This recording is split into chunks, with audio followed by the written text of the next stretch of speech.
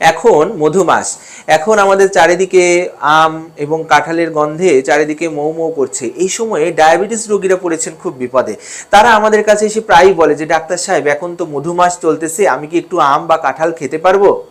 অবশ্যই আপনি আম এবং কাঁঠাল খেতে পারবেন, তবে ডায়াবেটিসের মাত্রাটাকে আপনাকে অবশ্যই কন্ট্রোলের মধ্যে রাখতে হবে।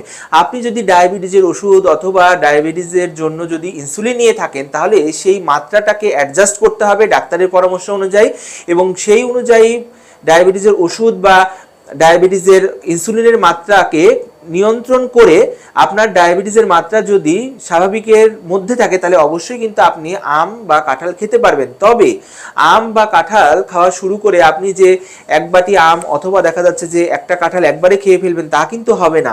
অবশ্যই কিন্তু আপনার ডায়াবেটিসের মাত্রার দিকে খেয়াল রেখে আমের কিছু অংশ অথবা কতটুকু কাঁঠাল আপনি খেতে পারবেন সেটা আপনাদের ডাক্তারের পরামর্শ